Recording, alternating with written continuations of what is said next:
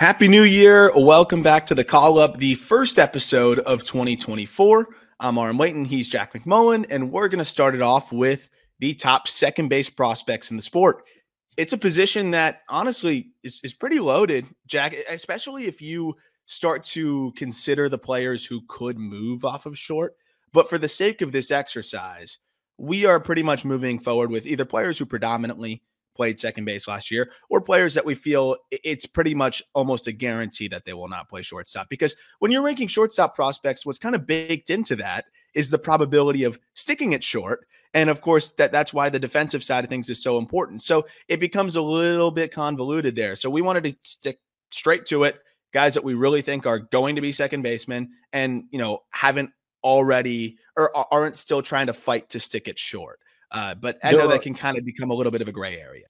Yeah, I mean, there are two kinds of second basemen, I think, in baseball, especially in minor league baseball. And it's guys that play second and third or guys that play second and short. And there's really no true second baseman in minor league baseball. I don't even think we're going to talk about one true second baseman. What do you think? I think there's fair? A couple. But even when I think there are, they end up playing other positions more. And I think it makes a lot of sense, right? If you're a second baseman, you're probably agile. It's a question about the arm. If your range is a little bit short, you may have a good arm. You could probably still stick at third and play a little bit there too. So they want to try to encourage versatility, right? The worst case scenario is that you just end up stuck at second base. So they're always trying to avoid that. Like an Amador is still going to mix in some reps at shortstop. A Juan Breo plays a little bit of shortstop, plays a little bit of second. So from that case, you're probably right. Like Thomas to JayZ, who we're going to talk about, plays all over. I would say even I don't want to give away the whole top 10, but yeah, we'll go through it. I'd say Connor Norby is probably the only guy who mostly plays second, but they started giving that guy reps and left, which I love, by the way. But yeah, it seems like nobody wants a guy to just be stuck at second. You could make the case for a Tomar, who now really doesn't get reps at short anymore. Maybe he might be the most true second baseman at this point because it really is all about the bat anyways. Right. It's all about the bat. And I think about the guys that, are the best of the position at the major league level too. And when we talk about hey, top second baseman in Major League Baseball, Marcus Semien was a shortstop until he went to Toronto. And now he's one of the best second basemen in baseball. Altuve was kind of a full-time second baseman from the jump. But Albies played a bit of shortstop in the minor leagues too. These guys, they stand out offensively, and it doesn't really matter where their home is. They just happen to play second base at a really high level. So yeah, second base, while it seems like not the sexiest position, you've got some serious stat accumulators and you've got some productive hitters, 1 through 10 on this list. And there are 15 of them at the major league level where it's you look at them and it's okay. Yeah, you're an everyday second baseman. I like you as a player on my team. I love the way that position's heading too, because it's just, I like the idea that you can go find some value with guys that can swing it. And okay, who cares if he's fast and can slap it around a little bit and play good defense at second base? If you can sneak out a little bit of slug, get some well-rounded, I think we see some of our best and most well-rounded prospects as guys that are kind of pegged at second base or kind of stuck between that second and third designation. We're trying to figure out exactly where they play, their defensive, I guess, the majority of their defensive games. That said, we're going to kind of start with a couple honorable mentions, guys that I think are more in that utility type and still trying to figure it out. I think people label Luis Angel Acuna as a second baseman. We're not considering him in this list because one, I think he's good enough defensively at shortstop to stick there and be solid there. And two, he also gets reps in center field that I think are, you got to start to take a little bit seriously too. He might end up playing out there. Maybe second base is the long-term home, but I think it's selling him short to call him a second base prospect because I think he's a shortstop prospect who may be forced to play second base, which I think is a little bit different. Ryan Bliss, that's a guy that is a second base prospect, right? He came up as a shortstop. I think he can play there in a pinch, but the difference is he's truly a second baseman. Bliss, wonderful defensively at second base, won the Defensive Player of the Year in the Arizona Fall League for good reason. And Bliss with the Mariners now, he might have a path to the big leagues with them as soon as this year, which is exciting. And it's going to be a question about the bat, right? We saw some power, but we don't know how much it's going to translate. The EVs are a little bit fringy. The hit tool is probably average, so we're waiting to see what it all looks like. But if he's speedy, he kind of is that throwback second baseman that isn't a lot like some of the others that we're going to discuss here who are powerful hitters now, which is pretty cool. Some of the recently drafted players that we're going to talk about in the Bowman Draft segment, like a Colt Emerson and some of those others, like they're shortstops until proven otherwise. And, you know, as long as the Mariners are focusing on them as shortstops, we're going to focus on them as shortstops as well for guys like that, or not just the Mariners, any team with a player in that position. But any other honorable mentions before we jump into the top 10, Jack? Yeah, I think Jared Cerna was on that list too, Yes. and Kiner Delgado and Xavier Edwards. Yes. So Jared Cerna, he's been awesome, by the way. I talked about him in the Winter League catch-up. Great bat-to-ball guy. Again, more of that throwback. He's probably going to mostly play second base. He has played a little bit of short, though, but great bat-to-ball, sneaky pop. I'm excited to see what he's going to do. And Kiner Delgado, switch hitter, speedy, sneaky impact, small, like very compact dude, but has put up really good numbers at the lower levels. Another Yankees guy that is worth following. And then Xavier Edwards, look, he's not a shortstop in my opinion defensively, but the Marlins may give him a shot regardless. He had a phenomenal year last year. I don't know how it's all going to translate to the big league level, but there was a stretch where, I mean, he was the best contact hitter in the minor leagues. He was flirting with 400 through several months of the season. He might not hit more than one or two home runs a year, but if he plays great defense at second base, he steals some bags, which he's gotten better and more efficient at, and he puts the ball in play, which we know he does. He could be a solid back end of the, back of the order, just spray the ball, scrappy type of player that has become less popular in our sport, but I think is coming back a little bit. Was he under 10% with the K rate? Yeah, I think he was, right? In AAA this year, he was 12% walk rate, 7% K rate. Yeah, like that'll play. That's a really good 9-hitter. At second base. But then that's the unique issue with the Marlins, considering Arias is there. I mean, you think about like the appeal of Nick Madrigal when he was first coming up. Like clearly that appeal is gone, unfortunately, because like there's no slug and there's not much of anything else either. Like it was not Gold Glove caliber second base. It was not, like walk 12% of the time. It was just, oh, this guy makes contact every time. Like there's nothing else really going on. With Edwards, at least there's speed going on and there's some defensive ability going on. So it almost feels like he is an elevated version of Nick Madrigal, or maybe what people were hoping Nick Madrigal would be. Which would be a great scenario for the Marlins as they just look for middle infield depth going into 2024. Yeah. Jumping into the top 10. And of course, as always, we are sharing this little window at the top right for those that are on YouTube. And we'll start with Thomas JayZ. So Thomas JayZ kind of plays all over, but it seems like the best defensive home for him is second base because he really isn't great defensively anywhere. So I think from that lens, it's like I think he's probably best at second. But JayZ coming over to the Cardinals in that Texas Rangers deal that involved Jordan Montgomery, of course, and I think this was just such a good get for them. TK Roby as well coming over, and both are some of the better prospects in this Cardinal system, which we will be talking about in the coming weeks. Brewers, by the way, up this week, and then we're going to be talking Pirates, Cardinals, the rest of the NL Central as we move forward. But JayZ, man, like he got better as the year went on. We've talked about that nuclear stretch that he had, where it was just like it was like he would hit for a cycle, and then he was hitting. It felt like 2-3 hits every single day, hitting for power, doing a little bit of everything. He's an aggressive hitter, really good field to hit though, and sneaky pop where, I think he's able to circumvent some of the aggression by just being able to spray the ball over the field. And then the thing is most hitters that are aggressive and spray the ball over the field don't hit the ball that hard. So that's going to impact the BABIP. He hits the ball harder than most guys with his contact rates. So that side of it, I think, helps him, be a high BABIP guy consistently. And also just his ability to go foul pole to foul pole. It just seems like he finds the gaps and finds the space. And I think that's why he's going to be an above average hitter, potentially at the highest level. Yeah. So JayZ was like, his numbers were video game-esque, and he was all MILB candidate this year with Texas and St. Louis. He was in Frisco for the majority of the year. After the trade, he went to Springfield, which is also in the Texas League, and that's where he went nuts. And then he had 13 games with AAA Memphis. And he wasn't that good offensively with Memphis, but he played 9 games at second. He played 2 games at shortstop. He played 2 games at third base. Feels like he's a second baseman. Having said that, you take all of his games and you put them together. This guy in 139 games, which seems like one of the higher totals that we've talked about on the call up, like 139 games in the minor leagues in a given year. Holy hell. But Yeah. he slashed 306, 374, 530 with 34 doubles, 26 homers, and 111 driven in. He was 12 for 14 in the stolen base department. I know it's like a larger sample than you get from most minor leaguers, and I know hitter-friendly environment, but come on. 335 doubles, 25 homers, 110 driven in, high efficiency base stealer. Like at the end of the day, it's, you know, they are the metrics that truly count. But the counting numbers, like, holy hell, not many people can get to those.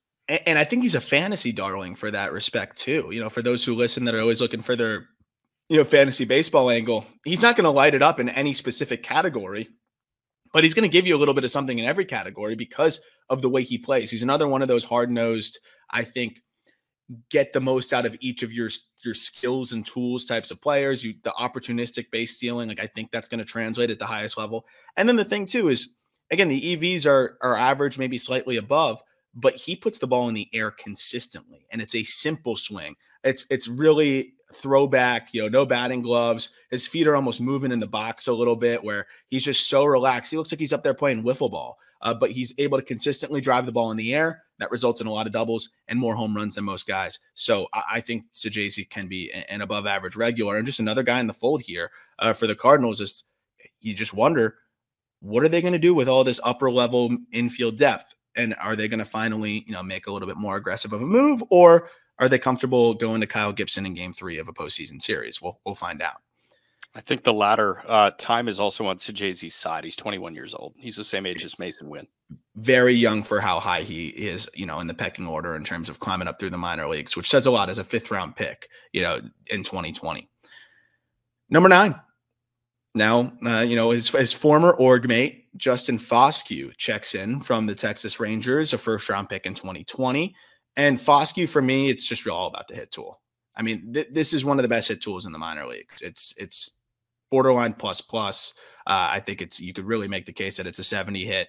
The power, look, it's not going to be a huge part of his game, but there's enough power there where you can look at the hit tool and you can say, okay, there's going to be enough doubles sprinkled in, and there's going to be, you know, enough home runs sprinkled in. Yes, he's in the PCL, and that's always going to bode well for power. But if you look at the numbers pretty much at every single stop, the guy's just been a doubles machine with enough home runs. What stands out to me, though, is, again, just the feel to hit, the ability to get to pitches in tough spots, the really, really strong approach. And again, he tapped into more power this past year. That the PCL doesn't make the EVs better. 90th percentile exit velocity of 103.5 would put him right at big league average. If you're right at big league average with elite bat to ball skills, you're going to be a heck of a hitter at the big league level. Another player, I don't know where he fits in. I don't know if he gets traded, but he's a big league piece that I think is ready. I think he's ready to go. Yeah, so he nearly quintupled his stolen base output. He went from 3 bags in 22 to 14 bags in 23. You mentioned the slug was higher, like the home run output was just higher. The run production was better. He also walked 15% of the time compared to a 10% walk rate in 2022, while the K rate dropped. So like while the WRC plus, and I don't really know how that works. I guess like Round Rock is more hitter friendly than Frisco is, but the WRC plus dropped by 3 points, went from 116 to 113. Still very consistent. That can be, you know, like simple, hey, bad day, drops you 3 points in the WRC plus department. Like everything that he probably set out to work on, he succeeded in, which is cutting the K rate, elevating the walk rate, obviously hitting the ball more impactfully. And I mean, like swiping bags too, there's a ton of value here. And I wonder where the chance is going to come, because Seager's there forever. Semion's there forever. Josh Young is there forever. Like, where's the space? There's no space. And that's the thing. And I think he's a great trade chip, and he's a little bit older now. He's going to be 25. Like, now's the time to cash in. And there's really nothing else he needs to show, right? When you have a zone contact rate above 90%, when you're hitting the ball harder than you ever have, as you mentioned, when your chase rate's lower than it's ever been, and doing this while reaching higher levels, this guy needs to get an opportunity at the big league level to just see what he can do and see if it all translates the way I think it can. I see a 70 on the hit tool chart. It's probably between 60 and 70. I'd probably say present 60 just because I want to see how it translates. But I mean, there's a world where he has, one of the higher batting averages. I know he didn't do it last year. I don't know necessarily why. I think there was a lot of bad batted ball luck, to be honest, because watching a lot of those games, man, like he's on everything. He rarely takes a bad swing, and that's in tandem because of the chase rates and because of the feel to hit, and just because of the pitch recognition skills. Like I'll bet on that profile any day of the week, even if the upside's somewhat limited. Gotcha. Number 8, another player that kind of fits in the bucket of where does he play defensively? He's that kind of second baseman, and the Tigers have a couple of those. But JayZ Young, I think ultimately ends up at second base, whereas, Colt Keith, who we won't be talking about on this list, probably plays third. And I think there's defensive reasons why, and we can get into that, but we're mostly here to talk about JayZ Young's bat. I mean, he's a guy that is really interesting because it's an unorthodox swing. His bat's like angled, straight, almost pointing towards the top of the bat's like pointing towards, behind home plate. His hands, the way he kind of holds the bat in his hands, it rests interestingly. And I think it just makes it easy for him to get to his slot and let the bat enter the zone early and stay through there. But it does kind of leave him, I think, at times being a little bit long through the zone where you can bust him inside. Sometimes the path is a little bit in and out. Like what he's trying to do can almost work against him sometimes. And it just seems like it's almost too unorthodox where there's not enough adjustability there. But that said, you can't really say anything negative about what he did last year. If you combine the AFL, which was 147 games, he had 29 home runs. He had an 855 OPS. He walked 14% of the time, and he only struck out 24% of the time. He's going to whiff, but he puts the ball in the air consistently, only a 35% ground ball rate. And he's just got the track record, right? Similar to his brother, it's hard to deny the numbers that he has put up. Yeah. So I'm curious, like, why you feel like there's a question as to where he plays. Do you think it was the fall league that created those questions? Because he has yet to play a true minor league game anywhere but second base. So he's only played second and he's DHing, but then he played third in the fall league. Yeah, they put him at third almost exclusively in the AFL. Only third in the AFL, and I just didn't like how it looked. So I don't know if they're going to keep trying that or not. But right. That's, I guess, the quote unquote question. I assume that the answer is second base. And if that's the case, look, the defense is going to be below average or fringy. I don't think it's that bad. Like, again, I've watched some of the video, like his actions are fine. I think the range is fine. Like it's not that bad at second base. I think that's why they were hoping that maybe he could play a little third because the offensive profile could carry that. But at the end of the day, I think second base probably makes the most sense.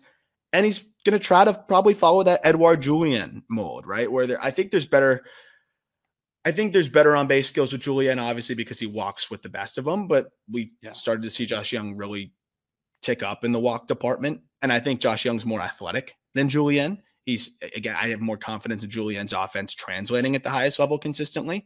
But that's not a bad mold that we're starting to see a lot more second basemen kind of follow. And I don't see why, JayZ Young can't be that type of player as well, because there is 25, 30 home run power with high OBP and just enough bat to ball. Who cares about the defense? And I think it could be good enough. Yeah, he won the minor league Gold Glove at second base. I would say take that with multiple grains of salt, not just one. Yeah, well, the funny thing about that is I've never heard of a Gold Glover in a minor league position exclusively playing another position in the Arizona Fall League, which is designed to go get more reps elsewhere. Yeah. But that does mean that he is fundamentally sound. He didn't make a ton of errors, so that is always good. Number 7, Michael Busch. Let's keep this one short. We said the same thing when we were talking about the Dodgers top prospects a few episodes ago, so we don't need to talk about Michael Busch too much again. It's kind of similar to the JayZ Young situation. I think, again, probably better defender than JayZ Young. But also Michael Busch, I think, leans into what JayZ Young is trying to be offensively a little bit more, but he's also had more time to do so. Very similar players. I think Busch, I believe in Busch's feel to hit a little bit more, but I might believe in and Young's ability to tap into game power a little bit more consistently the more I've watched of Michael Busch. So it's an interesting comparison here. But overall, I'm just going to side with the slightly better bat to ball because it's all about the offense here. But very comparable players. Young being younger helps a lot, but at the end of the day, like, I don't care about youth as much at this position when we're talking about this profile at second base, because a lot of those players like Edouard Julien and some of the others end up being older guys that blossom and succeed there. And I think Busch is just another victim of circumstance. He really hasn't had the opportunity to blossom and succeed. And they were trying to push him into like a third base situation, and he played more third base than second base this past year, when like in previous years he was playing almost exclusively second base. And I guess they were trying to figure out an opening for him at the major league level, but like Muncy's going to be at third base the entire year, and it's not like you can shove Muncy to first base because you've got Freeman, and it's not like you can shove Muncy to the DH spot because you have Ohtani now. Like he is, it's starting to anger me how big of a trade chip he is, and they're just continuously not moving him.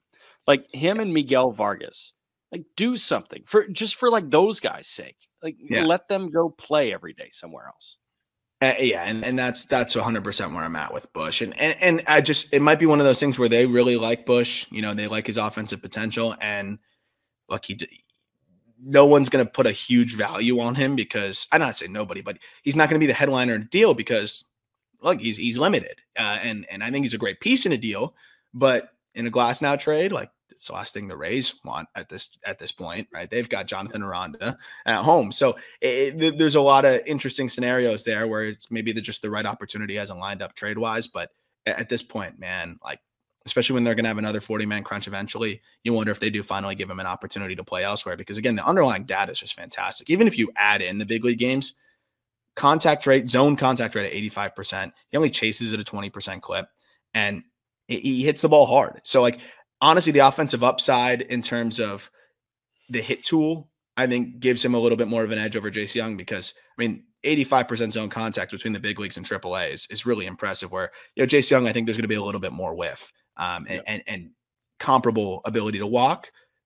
And then I think the big differentiator is going to be Michael Busch, slightly more raw power, JayZ Young, slightly better ability to get into his power in games, who kind of gets the edge there in the power department. It should be fun to see, because I think those are two very similar types of players.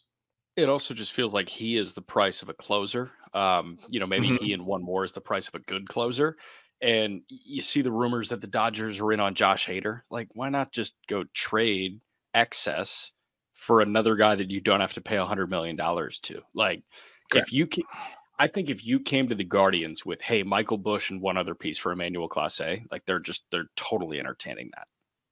Yeah, I agree. Even if it's two other solid pieces, go ahead. Or like the Marlins, Tanner Scott. Like, you could probably, Michael Busch and somebody could take care of a deal that makes plenty of sense. But we'll see what the Dodgers ultimately do. Another player who's it's kind of the theme of this episode, right? Is another player that either has to play not second base to get an opportunity or get moved is Connor Norby of the Orioles. And, Joey Ortiz, obviously up the middle with him, and Norfolk as they go for, another championship probably this coming year.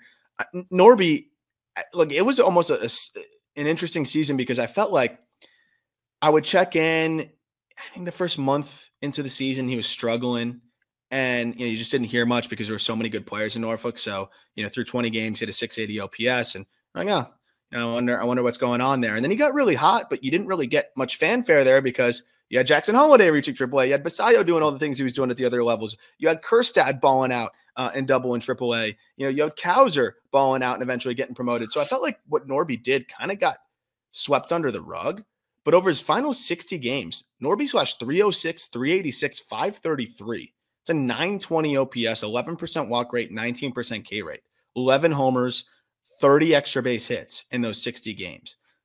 Another guy, man, that, the EVs might be lower than anybody we've talked about so far. They're slightly below big league average, but hits it in the air consistently and taps into every bit of his raw power in games, sub 40% ground ball rate, and a very simple swing.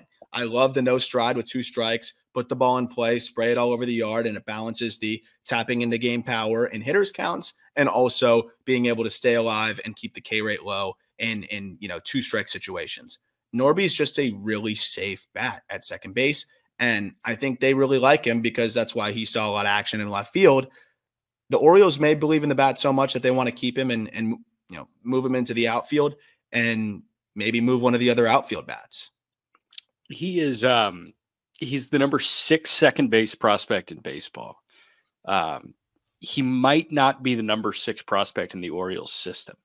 Like that, it's so bizarre. It feels almost backwards. And like you think about the guys that just graduated this year, Gunnar Henderson, Heston Kjerstad, Jordan Westberg graduated this year.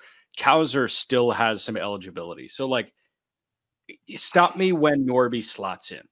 Holiday, Kobe Mayo, Basayo, Kauser. I'll count Kjerstad. How many plate appearances did Kjerstad get? I don't know, but you can count him. Kjerstad. He had 30 ABs. All right, I'm going to count Kjerstad. So Holiday, Basayo, Mayo, Kauser, Kjerstad, Ortiz, Norby, or Dylan Beavers? Norby. Okay, so we're still at 7 here. And like names that I haven't mentioned are Chase McDermott, Judd Fabian, Seth Johnson, Enrique that's right Bradfield. Norby slots in. Yeah, like he is the number 7 prospect in his own system, but he's the number 6 at his position in all of baseball. That's not how things should work like that. No, and that's where the O's are at, and that's why he's playing left field, which is crazy. But final 25 games, also this including the postseason where they won it all, 340, 423, 623 slash line with 6 homers. So again, just tapping into that game power is really impressive too. It's above average to the pull side. I am concerned about how that plays, in Baltimore, considering that it's a death to pull side power for righties, especially when it's not, light tower pop. So that is something that could adversely affect Norby, but he also is just very good about driving the ball to all fields. And so, that'll just have to be something he leans into. So maybe it's more doubles than homers. That's fine. He hit 40 doubles last year. So, I mean, like he's going to be a big time doubles guy. And in that ballpark, he might lead the league in doubles if it all works out. Also a very solid defender at second base, but might end up seeing him move to left field. All right. So before we get to Juan Breo of the Guardians, got to talk to you a little bit about Bowman Draft. I have already broken some boxes, obviously. As you know, I pulled my Wyatt Langford auto. But it's funny, I've been pretty successful targeting second baseman, kind of leaning into the conversation that we've been having. Like Norby was a guy that I really liked in 2022 Bowman Draft or 21 Bowman Draft. And I just feel like the second basemen get overlooked. And we've talked about, a player that we're going to get to in a moment, Matt Shaw, and why I think that is one of the better chases in 2023 Bowman Draft with the Cubs, a guy that could hit 30 home runs and hit for average. And for a major market team, it's like people are focused on some of the other guys. Like this is a dude that can really play. Tommy Troy, another one in 23 Bowman Draft. Like we did our snake draft before, and like that's another guy that plus hit, potentially above average power, great athlete. People overlook him because he's a second base, right? Everybody wants a shortstop. Everyone wants to like dynamic center fielder or the big time, corner masher.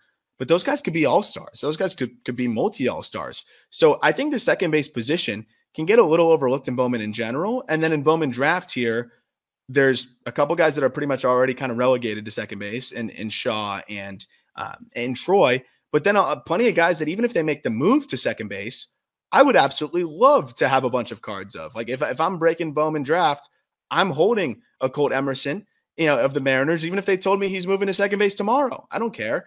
Because again, I think that the defensive side of things is becoming a little bit less important.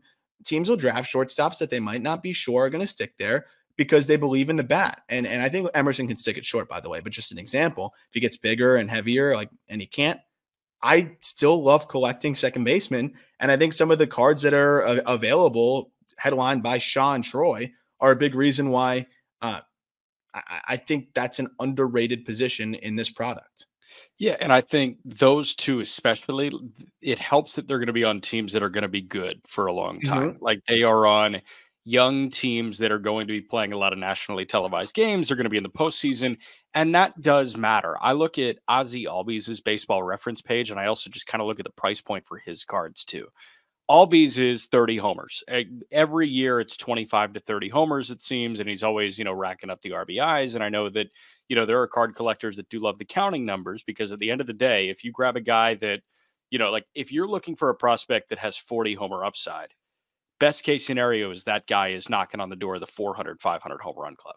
That's not Albies at all. But what Albies is an 800 OPS guy that's going to rack up some counting stats. He's made a couple of all-star teams, and he's on one of the better teams in baseball. And why can't Shaw or Troy fit that mold? They can. Yeah. And guess what? Albies is kind of a hot ticket right now. Yep. No, and it's funny because he's so young and he's going to cumulatively just rack up stats that it's going to be one of those guys where if he keeps it going for 10 years, if you're a second baseman with 350 home runs going in the latter half of your career, or even the back third of your career, like that's not impossible for Albies. I don't know what he's at now, but he could cumulatively start to pile up some pretty good numbers. So I do think that it's an underrated position. And when I look at a Matt Shaw, like I know they're going to give him some opportunity at shortstop, and we're going to talk about that, but I just feel like the offensive ability at that position, like you're going to forget that he's a second baseman. One other name that's kind of underrated, I think, in the product is it's generally hard for a Yankees product or Yankees prospect to be underrated. Rock Riggio. You watched a decent amount of Rock in college, right? Like, did you get to see like at least some of him? Because I thought it was interesting that it was the Yankees that ended up pulling the trigger on him. And the Yankees do a pretty good job of identifying some of these underrated bats that maybe don't get as much fanfare. It's underrated, but like he was a 4th round pick after hitting 330 with 18 bombs in the Big 12. Like college numbers are crazy. And we've talked about the college producers. He was in a good conference. He put up an OPS over 1100. It's clear that he's got juice. Second baseman with juice, just like collect them. And I don't think you're going to be sad about it because they'll find a way into a lineup at some point. That's what I'm saying. Like, is it going to be what you retire off of? You say, oh, I pulled the, the out of 10 auto of this second baseman. Like I'm set for life. Maybe not. But if you don't just instantly sell those second basemen that can really swing it and you hold on to some of those guys, they're going to be big leaguers and you're going to be happy that you held on to them. And especially in the 4th round, things like that, like Riggio, I'm looking at the swing now, man. He starts stacked on his backside. It's super slow, easy, early load, and a smooth swing geared for lift. He's cut from that, and he doesn't chase the same Bush type of cloth. Like teams are getting good at identifying these types of players, and I think they have a higher conversion rate than some of the other types of profiles. It's a higher conversion rate, but at the same time, that conversion is still defensively limited, got to hit a lot, all those things. So teams are still not willing to spend a 1st round pick unless the bat's really impactful. And Riggio's, kind of limited physically, but he taps into the power.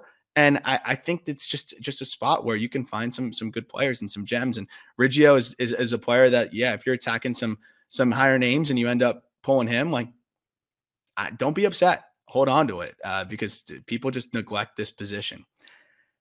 The Rockies kind of neglected this position at number 5. And I know that they were able to get Nolan Jones. And that was the big reason why they were okay trading Juan Breo to the Guardians. But, look, they shouldn't have. I don't think either team should have really done the trade, to be honest. It's good for the Rockies now because he's one of their best power bats and he's going to be good for a while. But Juan Breo is one of our top 50, 60 prospects in baseball. And I do wonder if the Rockies could have pulled that trade off without parting with Juan Breo. Maybe not. Maybe that was the only reason why the Guardians were willing to part with a Nolan Jones.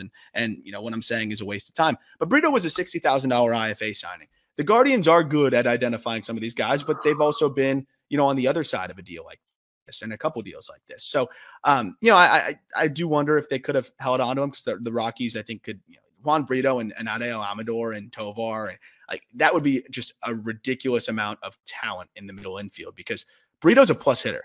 It's from both sides of the plate too, man. And now we're into like the gifts. So if you're watching on YouTube, you can see, I mean, this swing, you hear that you've heard the terminology, like kind of like short to long, right? Yeah. I don't love that terminology because that kind of implies that you're cutting your swing downwards to be direct to the ball. But if you think about it through the lens of like no wasted movement, bat enters the zone as efficiently as possible, and then just stays really long through it. He's a perfect example of that. Like this is a pitch, this is a fastball, it's a slower fastball, but it's a fastball that's up and out.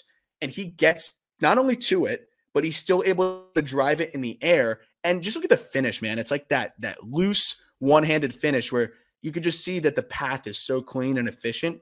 And I love his swing from both sides. So he has this balance of being able to be quick to the ball, but he's able to still kind of stay long enough through it to where he's able to generate some backspin and at least create gap to gap power. Plus hit, average pop, even if it's fringy, pop in game. I think he's going to translate into a really high floor piece in the middle infield for the Guardians. Yeah, I think this past year kind of shed light on how much the Guardians should probably regret that Andres Jimenez deal. And I know that Jimenez was coming off an 100 million or a platinum glove level season, but like $100 million for a guy in an organization that produces middle infielders like they're just out of a factory, like no problem, you're going to hit on one of them. And, we've kind of been like begging for Brian Rocchio to get a shot at the major league level. He hasn't really gotten a true shot yet. He might get it this year at shortstop. But, there have been so many guys that have kind of taken that baton in the Guardians organization as, like the next middle infielder after Francisco Lindor. And it's, Rocchio, it's Jose Tena, it was Angel Martinez, it was Aaron Bracho. You're going to hit on like the fifth guy. And the fifth guy was Juan Breo. So, maybe they're hoping that they didn't allocate a bunch of funds at second base because this guy, he played 5 games in AAA at the end of the 23 season. It seems like he may just be ready to go hit at the major league level midway through the 2024 season. I mean, dude, the underlying data is even better too. And it's funny because like I have a right-handed swing in here and he's better from the left side, but I just loved this individual swing. From the left side last year, 882 OPS, got on base at a 400 clip. And what's crazy is, I mean, this is a guy that was 21 last year, playing at the upper levels. You mentioned reaching AAA and posting a zone contact rate of 88%, chasing at, a low 20% clip. And another dude that, yes, it's not huge power. It's about the same EVs, actually slightly above, if you look at 90th percentile, above Connor Norby, but hits the ball in the air consistently, only a ground ball rate of 36%. So that's how you get 15 homers and 32 doubles. It's a perfect balance here in terms of hitting line drives, leaning into just enough power and hitting the ball in the air, but also still, allowing yourself to hit for average, which I think he did maybe compromise a little bit of the batting average to try to tap into a little bit more juice, but as he should, because, he can always be a little bit more level and focus on just spraying the ball all over when he gets to the highest level. I think this now is the time to see how much you can leverage your power when you're not in fight or flight mode at the big league level. Brito to me is better than Rocchio bat wise. Of course, the fact that Rocchio can play shortstop at a high level really helps, but when it is all about the bat, I think Brito's as exciting of a bat as they have in this system with, the ability to hit from both sides, enough power, the great feel to hit, the ability to walk. I mean, to strike out 16% of the time between double and a few games in triple last year, dude, is pretty remarkable from a 21-year-old. Did you already sell your stock on Jhonkensy Noel? What's the word there? Yes. Yeah. Okay. I have some cards still. I have some cards. I will always hold on. Dude, he walks up to, as long as he walks up to 50 cent and hits balls 118 miles an hour, I will have some cards. I saw him. There's no shot that you have access to Lightem data, but his first game in the Dominican Winter League, he hit a ball that I could have sworn was 125 miles an hour off the bat. Like it was. Oh, when you were there in person? Yeah, like vapor trail. It's crazy. He's only 22. Last year was his age 21 season. Yeah. Like, that's crazy to me. Yeah. It feels like he's so much older than that. But, yeah, I mean, the guy can really, really hit balls hard. Number 4, Jett Williams. This is an interesting one because Jett could play center field. I think there's a very real scenario where we ultimately see him move to center field. They are still mixing him in at shortstop. So this is probably the one example of us contradicting what we said in the open. But I'm sorry, I just don't see any chance that they keep him at shortstop. This will be my one mulligan, I guess, on what I was saying before, because he has predominantly played shortstop. But I've seen the reps there. Look, he's serviceable. I think he can get by. But given the situation organizationally, I think he's not even better defensively than Luis Angel. So he's already behind him. He's not better defensively at shortstop than Ronnie Mauricio. So he's behind him. And then they're all behind Francisco Lindor in his decade contract. So in this instance, again, I'm going to be a hypocrite. Jett Williams is at second base. I'm sorry. I love him as a second baseman too, man. Like, this is the most patient hitter, arguably, I think, at the lower levels last year, and then reaching double and looking good there. Good feel to hit. And another, it's amazing the trend of these guys. Another low ground ball rate, high line drive fly ball rate guy that squeezes out every bit of his slightly below average to average exit velocities. 872 OPS across every level, chasing at a 12% clip. Such a simple and efficient swing, always on time. Pull side pop is sneaky, but can still go to all fields, and he absolutely motors. I mean, he's a menace on the base paths. I can't wait to see what this, like, he's become one of my favorite prospects. Remember, like, one of the biggest oversights inside the top 100, and then just digging into him further and further and further. He's just so fun, man. It's like everything I love about John Birdie on the Marlins, but if you could just like level everything up, like that's what I love about a Jett Williams. Yeah. So by my tally, like, walks are the name of the game with him. There were, let's see, 11 guys that walked 100 or more times across any level. 3 in the major leagues were Juan Soto, Kyle Schwarber, Matt Olson. This guy, Terrell Tatum with the White Sox walked 100 times. So did Austin Gauthier with the Dodgers. He walked 100 times. Then you've got Tomar Johnson, Jackson Holiday, Jose Castillo, who's low A with the Pirates, Harry Ford, Justin Henry Malloy, and Jett Williams. Notice pretty much every single one of those guys has serious intrigue. And the 3 guys in the major league level are the 3 of the most feared sluggers in Major League Baseball. In minor league baseball, those are guys that like are so comfortable with who they are as prospects. Yep. And like the fact that Tomar Johnson and Jett Williams are both on that list is ridiculous. And it helps that they are at the lower levels. And, you know, like Tatum, he might have benefited from the tack balls in the Southern League, and Castillo, he might have benefited from, you know, just guys that couldn't find the strike zone to save their life in low A. But Williams, he's getting everybody's best effort because he was a first round pick, because he's a top 100 prospect. Same with Tomar. And the fact that, you know, they were able to massage 100 walks this past year is incredible. And also swipe 45 bags on 52 tries. Yeah. So like, you're getting on base. What are you going to do with that? And the answer was a lot. And a lot of those other guys aren't like that, you know, with the speed. So, and nobody wants Jett Williams on base. And you set me up perfectly here, because I think you make a bunch of excellent points. And one of the things that kind of leads me into a larger point is, I think swing decisions and specifically chase rate in general, like, we've conflated swing decisions and chase rate. And there, if you have a Venn diagram, it's overlapping significantly. But just because you're patient doesn't mean you make good swing decisions. Just because you make good swing decisions doesn't always mean you're patient. Again, there's an overlap in the Venn diagram. But I do think when you look at a low chase rate generally, there's 2 types. There's the Emmanuel Rodriguez, I'm overly selective, which, look, it's always easier to scale it back up. It's not a big deal, but it's not something that I'm going to say, oh, that's an asset at this point. Right. It has become an asset for him. But then there's the Jett Williams version, which is, you know, I still swing, you know, a fair amount of pitches that I want to swing at. And I really I think a guy like him makes good swing decisions because their moves in the box are simple. They see the ball early, and as a result, they have a plan that they can execute a little bit better, right? Players that are swinging at balls in the dirt, it's not because they're saying, I'm swinging. It's because they're not in a spot where they can see the ball, pick it up, and make a decision, you know, whether they want to swing at it or not. If you have a longer swing, you have to start your swing earlier. If you have to start your swing earlier, you have to decide earlier. If you have to decide earlier, you're going to chase more. So it can be things from efficiency in your swing mechanics that impact chase rate in overall swing decisions, or it could just be your commitment to your approach. It could be just having phenomenal eyesight and being able to, you know, just pick things up from pitchers. But regardless, I think it's kind of a combination of all of those things. And Jett Williams is a perfect example of that, right? He simple swing, simple moves, a little bit of a leg kick, starts it early, sees the ball early. And I think that allows him to be very confident in his ability to make late decisions. And if you make later decisions, you're more likely to be right because you have more time to process what kind of pitch it is and more time for the ball to tell you what it's doing. And I think Jett Williams is an example of that. So even if the power is fringy, I think the hit tool could be above average to even potentially plus.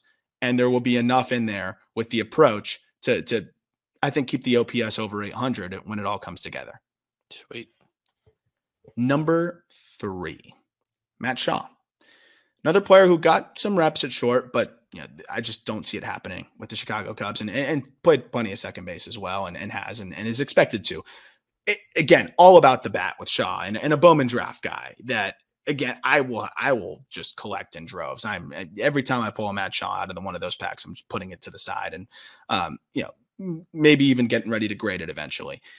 The blend of, and we just talked about him in the Cubs system, but the blend of power, hit, and speed is really, really fun. Usually that blend results in a little bit more value defensively, but it doesn't really matter, right? You're getting above average speed, you're getting potentially plus hit, and you're getting potentially plus power. The one thing is he's aggressive. And I'm okay with that because he makes a lot of contact and he hits the ball hard. But I think that aggression compromises the power a little bit, right? When you have the ability to pick your spots, we talked about some of the other guys with the lower EVs. Like, oh, this is a spot where I'm going to look for something middle in that I can lift. It's harder to do that when you're swinging frequently and, oh, shoot, I swung at a sinker, tailing away from me, and there's no way I can hit that ball out. Those are the things that I think are holding Matt Shaw back a little bit from the 25 homer potential that he has. But again, certain guys, like, that's the only way they know how to hit. And if he starts to cut down the swing rate, it could take away from his ability to hit for average, which he has just consistently done. Yeah. Matt Shaw in Double-A, high A, he played like majority shortstop. He played 2 games at second. He DH'd a couple of times. When he got to Double-A, it was 3 starts at short, 3 starts at third, 8 starts at second base. So I think it's clear, like, once you kind of run into some traffic, like, he's the first one to move off of shortstop. When he's the best middle infielder there, he'll play short, whatever. But, like, I don't think that there's a path, at least in the next 7 years, where he's the best middle infielder on the Chicago Cubs, because you've got Dansby Swanson on, 6 more years of contractual obligation to the Cubs, and then Nico Horner is a way better shortstop than he is. So, he is a second baseman moving forward. I think you make some really interesting points when it comes to being okay with traces of free swinger in there, because, like, patience. At least the default that I'm guilty of is, if a guy's patient, I just view that as good. Mm-hmm. And if a guy is free swinger, I'm like, okay, that's just not sustainable. And there are guys where, like, it is sustainable if you're good enough. And he feels like a guy that, like, yeah, it would be great if he made the change, but if he doesn't, like, he might just be good enough to do it. And it's not egregious to the point where, like, we're looking at 30-year-old Javier Baez, and it's like, dude, you never figured this out.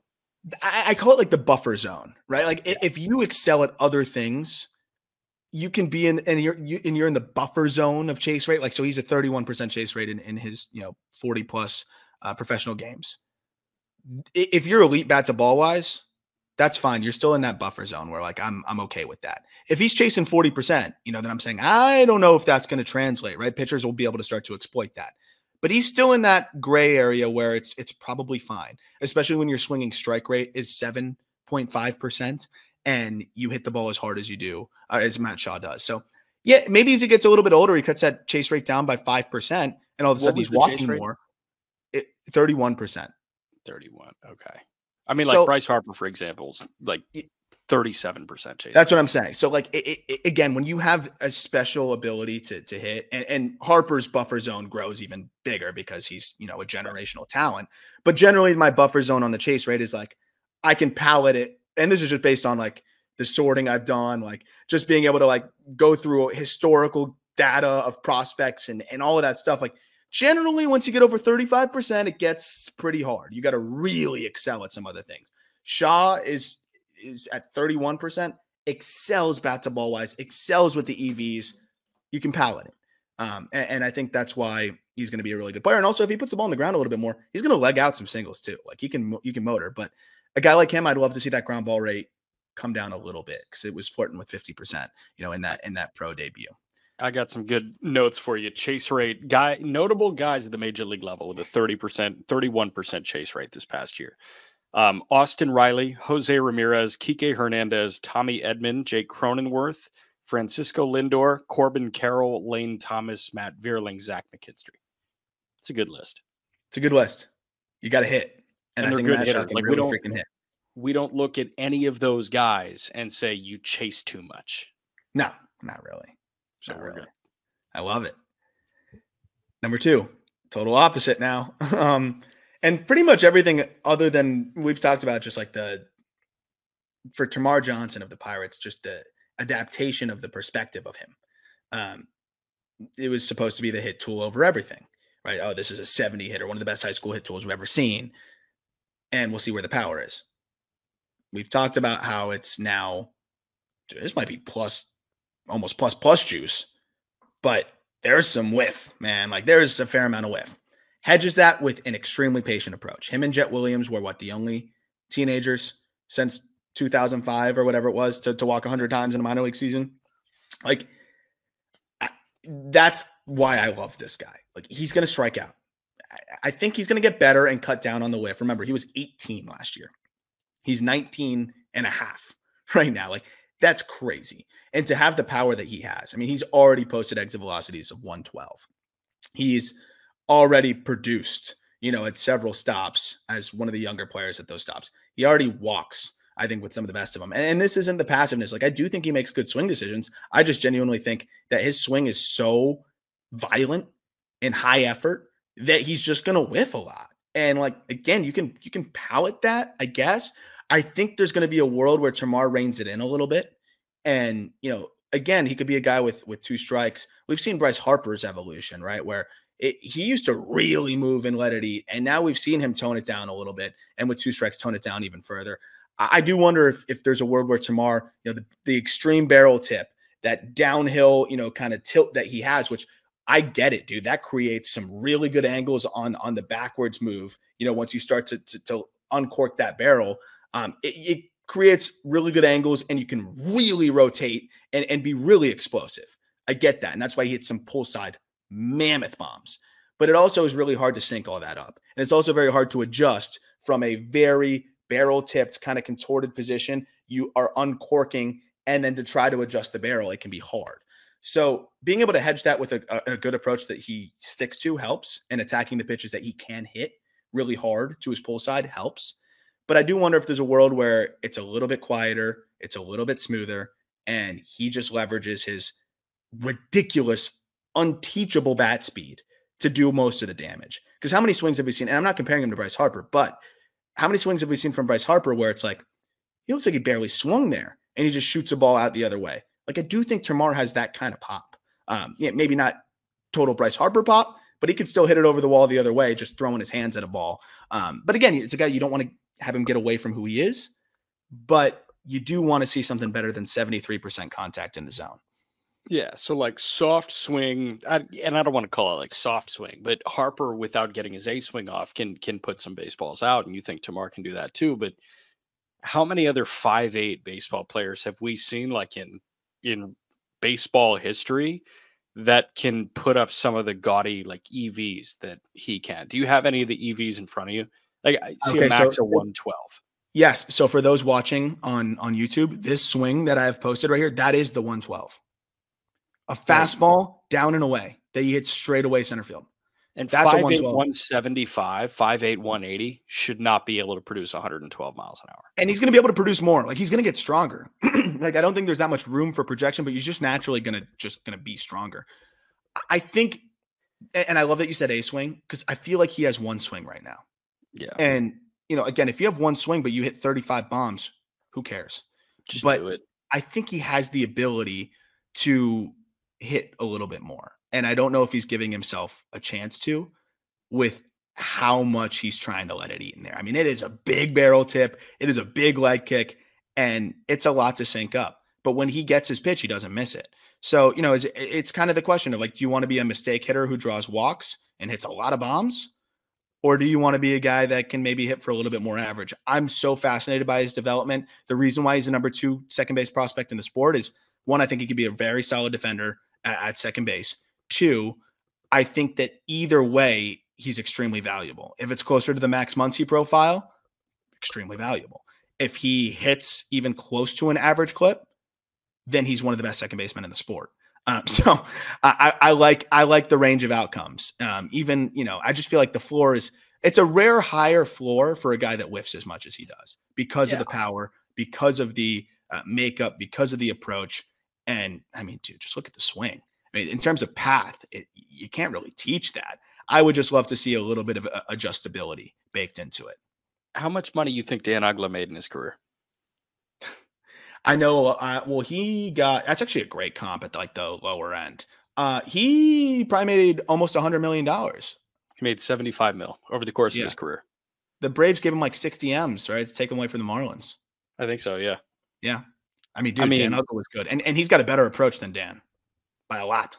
Yeah. Like, I don't, and comparable like power numbers, like the best power years that Uggla had at any point were, let's see, 36 homers. I see he had, wow, this guy had 6 straight seasons of 30 or more homers, 5 straight, 31, 32, 31, 33, 36. There's a world where Tomar does that. Absolutely. And remember, Tomar, more athletic, better defender, and a lefty bat. Uggla fell off quick too, which is the disappointing part. He was one of my favorite Marlins coming up, man. I was not expecting you to send me down memory lane. Was he frustrated? Rule 5 draft pick, if I'm not mistaken, too. I don't think he gets enough love as a Rule 5 steal by the Marlins there from Arizona, if I'm not mistaken. Uggla was 2005 Rule 5 draft pick. Does not get enough credit, man. First year out of the Rule 5 in that graveyard, 27 bombs, 105 runs scored, 90 driven in, only struck out 18% of the time. But yeah, you look at the career numbers, man, like 24% K rate back then. That was high, right? That's 10 years ago. That's equivalent to 30% now. So you look at it from that lens, like that seems like a very attainable, like almost median outcome for Tomar. And people might be like, oh, like what? How often do we get shit for like being way too high and lofty on prospects? A median outcome for Tomar being somewhere around a 23 F4 for his career. Like it's probably higher than median outcome, to be honest. And Tomar's going to sleep like a baby with $75 million in his pocket. And also remember that's today now. Today, Dan Uggla today is making 150 M's. So yeah, I think that's a really good comp on the safe side. And then the upside is what makes him the number 2 prospect at the position. Right. Number 1. I mean, it doesn't get better than this, right? This is a guy that kind of blends everything that we've talked about with several different guys. Plus hit, enough power, switch hitter, good defense at second base, decent runner. Adael Amador. Colorado Rockies have a gem here. He will be my pick for Rookie of the Year the second he gets enough opportunity to play. Hopefully he doesn't get called up too late this year where he qualifies, but doesn't qualify for the award, basically. I'm hoping that he almost spends the whole year in the minor leagues this year, or they fast track him. But regardless, like I cannot wait to see what this guy does at Coors. It's one of the best hit tools. I've said it on here, the best hit tool in the minor leagues, in my opinion. And I just think the way that he's able to blend some impact there, he's still very young. It's hard to deny the numbers. The numbers were a little bit worse as he dealt with injuries and a hand issue and whatever. He's going to be healthy this coming year, dude. And I think he's going to go nuclear. And I think he's going to be one of the best prospects in the sport, period, by midseason. Not many people should be getting to that pitch. If you're watching on YouTube, this is him like turning around a letter high fastball. Like nobody should be able to touch that with that clean of a swing. Like that it's ridiculous. It's beautiful. And his hands are special. He's playing more ball in the Puerto Rican Winter League right now. He's on the youngest team in that league. He's one of the youngest guys on that team in that league. Best case scenario is probably he splits the year between Double and Triple A, and then he breaks camp with them in 2025, and he's the favorite for Rookie of the Year because he can hit 320 as a 21-year-old at Coors Field, can he not? Like again, dreaming. Like best case scenario is perennial batting title contender. And one of the best hit tools in all of baseball. But you take that guy, you put him in that ballpark with that outfield, with those dimensions and with that outfield positioning, with how deep those guys play. I mean, I'm not going to say 300 feels like a shoe-in, but like 280 feels like a shoe-in. It does, though. And the EVs help a ton too, right? Because again, that's always an underestimated part of it is like Arias has to be perfect because those flares, they gotta find the right spot. Right. His EVs are lower than a guy like Amador. That's the thing too, is most players with, and of course the bat to ball has got to translate at the big league level. We talked about that with Jung-Hoo Lee, right? Where we're seeing off the chart contact rates. Okay, but are the contact rates going to take a 5% hit, 6%? Well, we don't know at the big league level, and it's kind of case by case. But when your contact rates are within shouting distance of some of the best in the sport and you hit the ball harder than them, you can make up that ground. So I'm interested because I think he could be another type of candidate that leads the league in doubles, hits enough home runs. And if he's hitting, high 200s, low 300s, all of a sudden, I mean, you've got one of the best hitters in the game. Like, I think that's possible here. And it's going to be a question of how much impact's there. But again, with already being able to hit the ball hard enough and that field to hit in the space that you alluded to in course, he could hit 40, 45, however many doubles. And if he doesn't hit that many homers, doubles and triples will always play. And the slug will be over 400, I think, without much problem. And I believe in the hit tool very much so. And I think the approach is solid enough as well. So I'm excited. I'm excited to see what it looks like fully healthy this coming year. Hartford and then Albuquerque will be a joke for him. I do think with a good start, he'll be a guy that could easily be one of the top 5 prospects in baseball for us if he's healthy and looks good out of the gate. Buy your Rocky stock now. I'm already in. Like, if the Rockies aren't good in 4 years, I'm broke, and I'm sure you are too.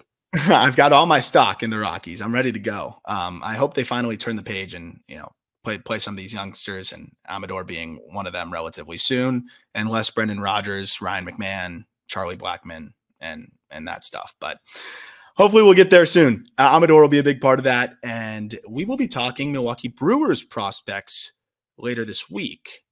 I have become very enamored by this farm system. So I am enjoying breaking this all down. And I think it's going to be a really fun episode for us. I think the Brewers are sneakily one of the deeper systems in the sport. And I'm excited to explain all that later this week. It'll be fun for us there. And then hopefully we'll follow that up with an Eric Brown Jr. interview right after that to try to keep the theme going when we can of prospect interviews when we talk about said farm system. That'll do it for this episode. Link is in the episode description if you want to go check it out. Of course, if you do anything Tops related, if you interact with them, let them know that we sent you over here at the call up. I don't even know if there's a way to do that, but if you can, thanks. And as always, thank you for listening. We'll talk prospects with you later this week.